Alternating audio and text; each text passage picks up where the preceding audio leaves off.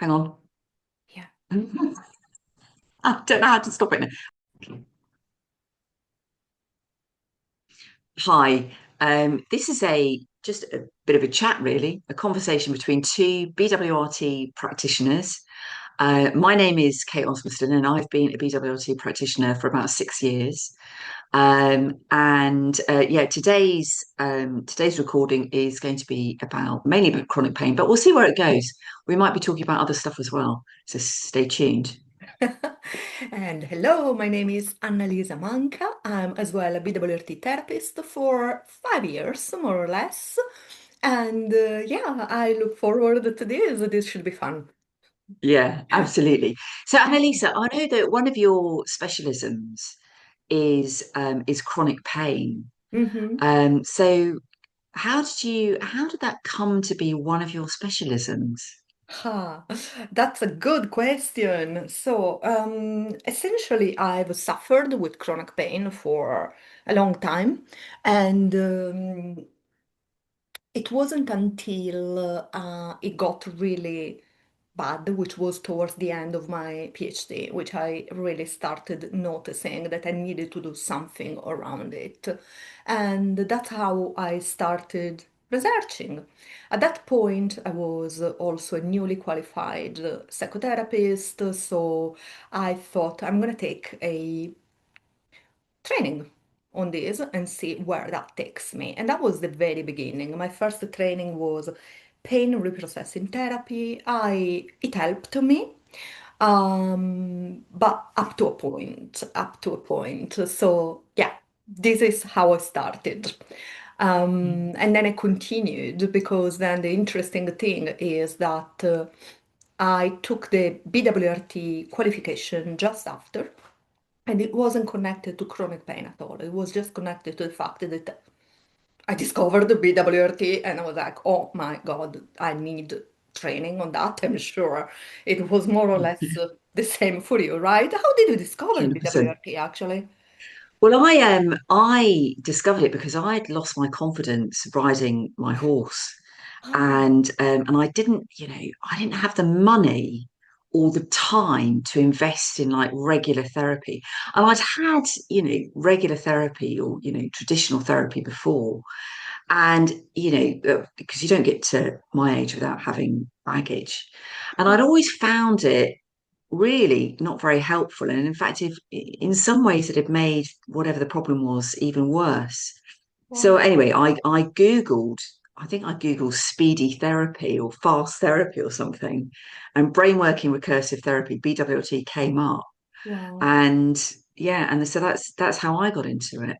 Yeah, Wow. so and just like you you discovered, the science behind it and realized, well, hang on a minute, this is just fantastic, this is logical, this is working precisely with how the brain works. And so thought, Yeah. and because I felt the effects of it, because I felt the amazing speed and effectiveness of getting my confidence back with riding my horse, I thought, well, I've got to train Amazing. to be a practitioner myself. Yeah. Of course. For me, it was Yeah. different. A client at that time shared the link to the BWRT website with me because, yeah, she was thinking, will this be effective? I was like, yeah, go for it. Right. It looks amazing. In fact, I was like, okay, let me check the training here. And that's how I did it. Oh wow. I mean, that's fantastic. I love that we've come at this from slightly different angles, Yeah. actually. Yeah. And of course, with your background as well in psychotherapy and with your PhD, that must give you an amazing understanding of chronic pain and of the neural system and how it Yes. all works. I think that, to be honest, since I started really understanding and training in BWRT, everything made so much sense. I was already trained to treat clients in chronic pain, but we always got up to a point in which we couldn't really go much more forward. And especially there were some big impasses. I don't know if that makes a sense, like Yeah. obstacles that were really hard to overtake. And then Mm. when I understood what I understood through BWRT, then everything made sense. Yeah. I mean, it is incredible, isn't it? It Yeah, is incredible. And so your background, you're also a yoga teacher, I know. I'm also a yoga teacher. Yeah, I've been a yoga teacher since, oh my goodness, this is for a long time. Before becoming a psychotherapist, I was a yoga teacher as well. Yeah. Yeah, amazing. And so, tell me about how everything is connected, as Hmm. far as the body and as far as chronic pain is concerned, and how your background as a yoga teacher. Annalisa has two cats, and they are very, very beautiful. They're very sweet, and they're always checking in on Annalisa, which I think says a lot. They are always around.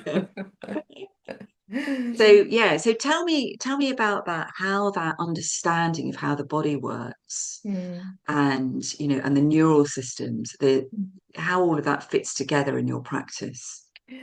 Well, this is going to be actually interesting because since my practice has developed, has changed, has evolved so much.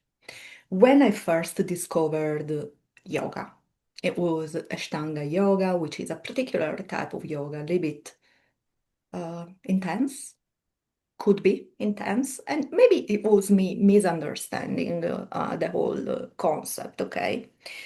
I was really into it, and me having the tendency to be wanting to be perfect at everything, very good at everything. I took it in a Yes. particular way. So I was really into it. I was bending and splitting and handstanding and headstanding. And I was always Right. in pain. But no matter what, I was like, no, but yoga is good. I'm gonna go continue, this and that. Mm. Mm,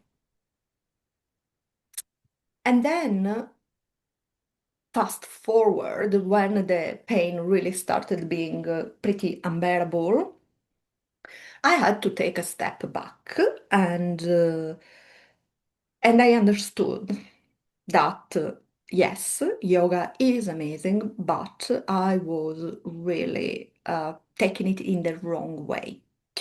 Right. Because although, yes, it's not about the shapes that you make, it's not about, how much you can bend. And I used to say that, but I wasn't really practicing what I preached because with my clients, I would have been like that, really, take your time. But with myself, in my personal practice, I was like, I'm Mm. bad. So, and here is the thing that until you recognize that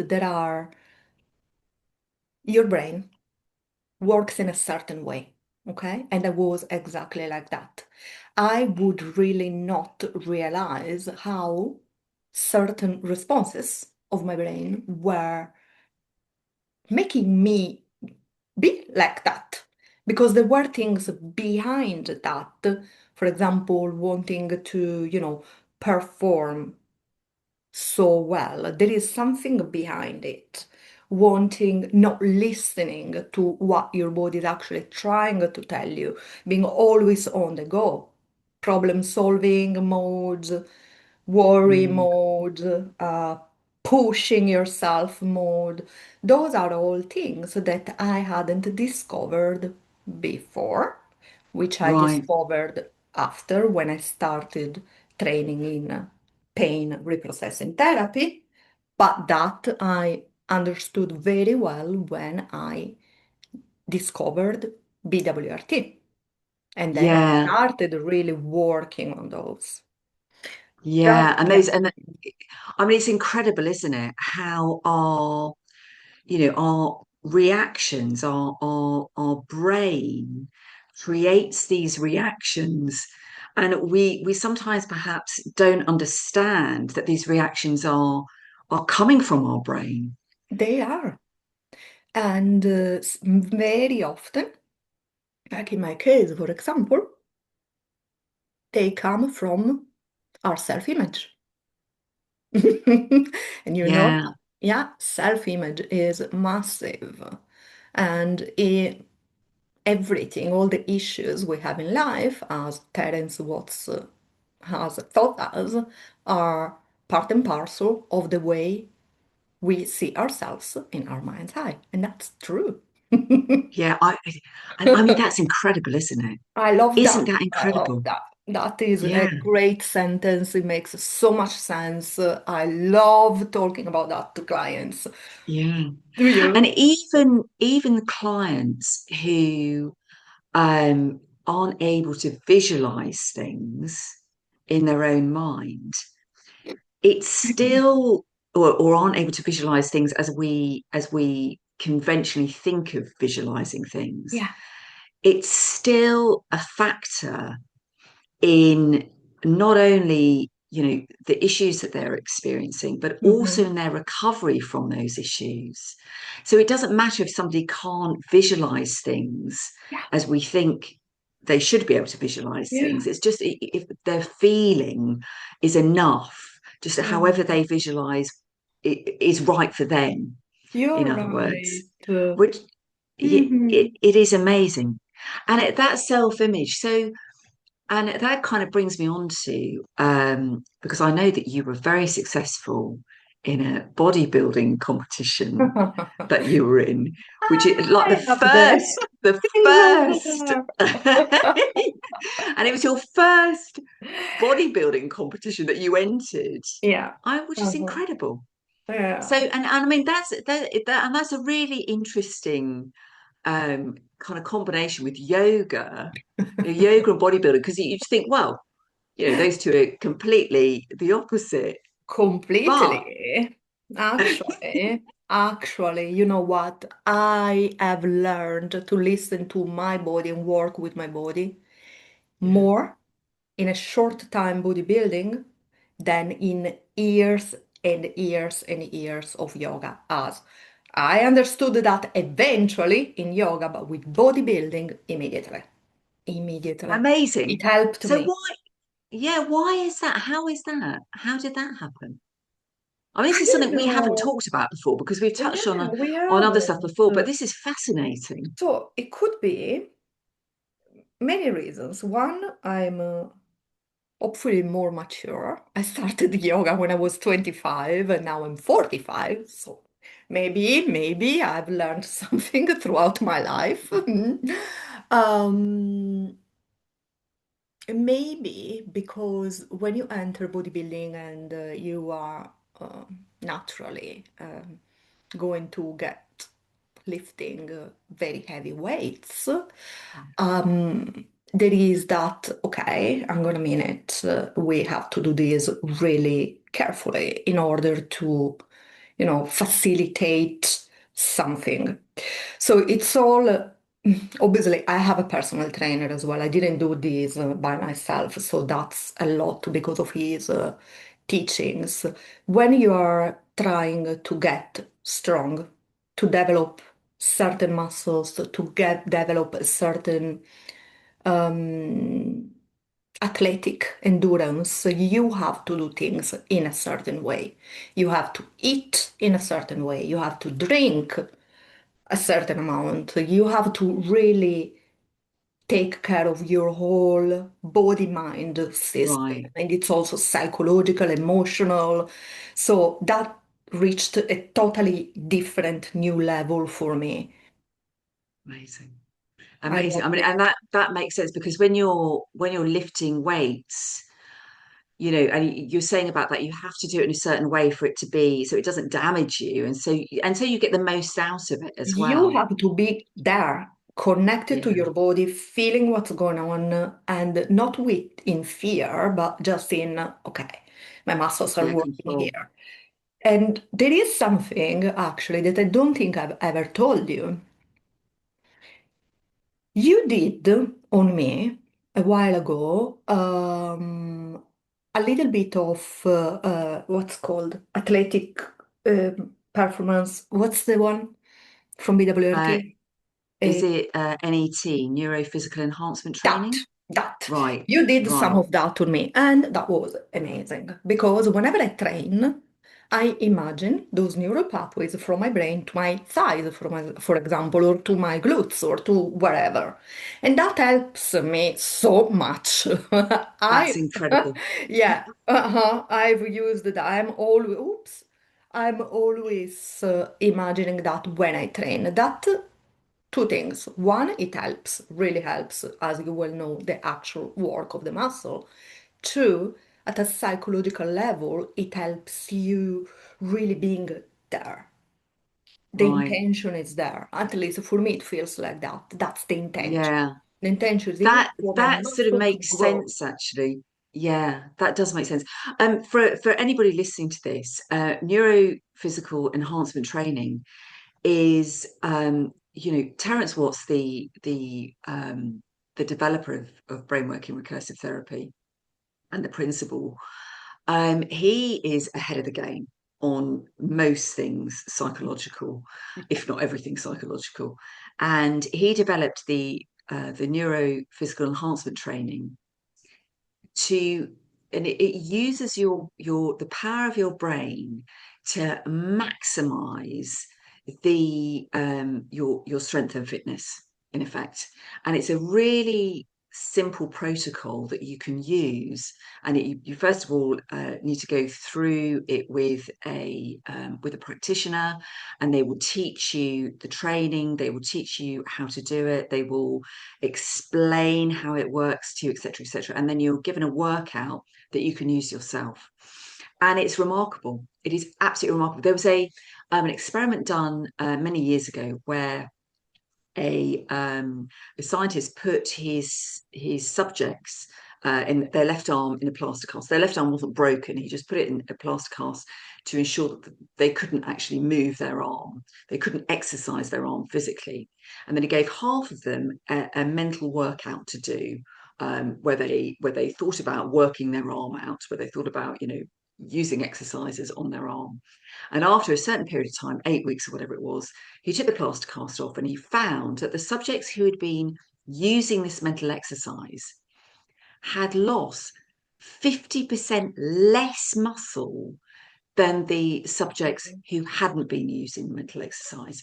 Now, there's lots and lots of articles out very recently in various science magazines how you don't need to go to the gym. All you have to do is use your mind to Yeah. exercise your muscles and you'll get the same effect. Well, yeah, actually. I mean, you're going to get a lot more effect if you do go to the gym or you do exercise in some way. Yeah. But it's actually, and Terence was it like, this is 15 years ago or 12 years ago, or whatever. It's so ahead of the game. Mhm. So the neurophysical enhancement training is exactly what Annalisa's been using. And, it works. I've used it on myself as well. Oh, And, and I've also found huge benefits in it. And it's one of those things, well, how does that work? It works. Your brain is, and it sort of proves it, doesn't it, Annalisa, that yeah. your brain is, so powerful. And we kind of know this. We talk about it. We go, oh, yeah, the brain's really powerful.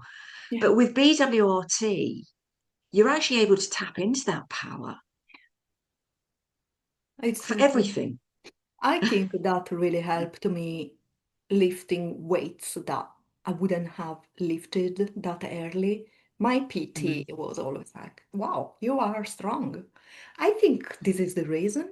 That's the reason. It's neurophysical amazing. enhancement training. Yeah. Yeah, it is an amazing program, Yeah. like everything BWRT, Yeah. and we've both felt the effects of it in so many different In ways. so many ways. Well, Yeah. shall I say the secret? Me and you always do BWRT on each other. Yeah, So we we are well taken care of. I'm very lucky. do. I'm very, We do. very We're lucky. always. right, I've got a problem with this. I need it sorting. Where's Yeah, Annalisa? all sort of things, all sort. Yeah, it's great. It's absolutely fantastic. So when it comes to chronic pain, Mhm. how do you what is your experience working with clients with chronic pain and BWRT, I should say, using And BWRT? BWRT. So, yeah, Yeah. as I was mentioning before, when I trained in BWRT, it was like a light bulb.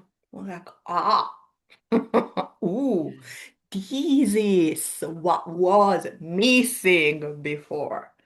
So, I'm not gonna make a huge discourse around this, but very briefly, what I was having difficulty with was helping clients shift, truly shift the fear of their pain, fear of their body, fear of situations in which they would be expecting pain or other sensations. Now, for those of you that aren't familiar with this, pain is a complex mechanism which is developed in the brain, and a lot of it is connected to the context and the emotional situation, let's say, of a person.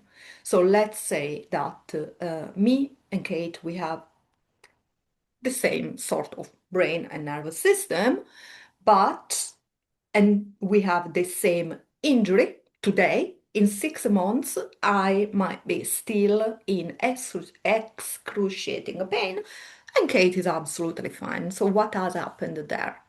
There are differences in how me as a person perceive my body, my identity, how I connect to daily experiences, personality, me being a particular personality, or pushing yourself, worrying a lot, perfectionism, etc., etc. I am more, I will be more likely develop chronic symptoms in the future. So what happens is when the body has healed after months and months, I'm still experiencing pain. Most of the time there is this process which we call the pain fear cycle, in which I have fear around the pain, the situation, etc., etc., my body. And this was a massive block in my practice, because no Yeah. matter what I would do, these clients were still afraid. Mm. I know, and So, this is incredible. And I think that one of the things that I mean, I'm not a specialist in chronic pain at all, but one of the things that I've found that can contribute to this kind of thing is actually with women feeling that their responsibilities or the expectations that are put on them are outweighing their capacity, yeah, or their perceived capacity. And and I it's so interesting how, women and men, I mean, we are so different. We are so different to men, yeah, and how they deal with pain, and and that kind of thing, and how women deal with it is almost opposite at yeah. times. But Would I you think that say, sorry, yeah, sorry, would you yeah, say no, no, that go ahead. we tend to keep going a little bit more with pain, or ignore pain and do the thing because Yeah, of guilt for not doing things, guilt for not being there, or pressure, or, demonstrating that you are yeah, strong? yeah. Yeah. And I think that it's really important that that is kind of acknowledged, actually. And also, and going through perimenopause and menopause, I Mm. think, it is another thing that there's a thing about women. their anxiety increases when they go through perimenopause, or they lose We need to confidence. talk about that in another chat. Yeah, we I should do was that. thinking about that the other day, Kate. Yeah, Very quickly now. yeah. I think it's very much cultural, this perimenopause thing. In Italy, we don't have that. You see, it's I don't know if fascinating, we isn't it? ignore the signs, so we don't feel them, or again, we go back to expectations. I don't know, but let's keep it to another time. I think Yeah, that would be let's keep it nice another to time. talk But that's about. really interesting. Hmm. I hadn't realised that about Italy. I mean, the Italians have got a lot more right in many ways I don't than know. us. Who knows? Who knows? We have to talk about that. Yeah, but that's brilliant. Absolutely fascinating. Fascinating So, stuff, yeah. Annalisa. Yeah. So, I don't know if I've actually answered because then, I was saying how it was really hard for me without BWRT to actually understand why people were still afraid. Mm, And we know why. Because we cannot work on a response that has been generated at a deep level in the brain for very good reasons, protection, from a cognitive point of view, can we say that, from a cognitive perspective, which is what I was trying to do before with clients, cognitively telling them you're safe, your body is safe, there is nothing wrong with your body, da, da, da, da, da. And they were like, yeah, yeah, yeah, I know, but I still have fear. I'm like, why are you still afraid? Of course mm. they're still afraid, of course, yeah. But now, yeah, we. That's yeah. Yeah, that's right, because um that that deep level of the brain that creates those reactions Mhm. is working before conscious thought, is working before we realize what it's doing. And even if we acknowledge the fact that we shouldn't be afraid, the, Yeah, that part of the brain doesn't care. Like, whatever. The exactly. pattern is there until you restructure something, which we can do finally with BWRT. So excited. Yeah. I I always smile when I talk about that because it's incredible. Yeah. fantastic. Yeah, fantastic. It's good chatting. Yeah. Let's Yeah. do it again soon. Yes, please. Even Kate and I love chatting. We do. So finally we decided let's record them. We are always chatting. Yeah, So Kate, no, 100%. And next time I want to ask about your work, working excellent. with Wow. writers. Please, I let's do look that. forward to it. Yeah. Yeah, I look forward to I'm it. so curious. I'm very curious. I got emotional the other day reading one of your posts because I know. I That I was was so all. sweet. It's so sweet. But it's, But I mean, no. this is the thing, because we are not the only ones with a nervous system. Hmm. Every living creature has a nervous system, and the relationship that we have with, I mean, you've got two cats who you Hmm. have that close relationship with, and it's Yeah. the same with riders and horses. So yeah, I Ah, look yeah, forward to let's do talking this. to you I want about to it. ask you all about that next. Amazing. Thank you, Annalise. Thank you, It's good to Kate. see you. Yeah. Yeah. Chat soon. All right. Bye. Bye.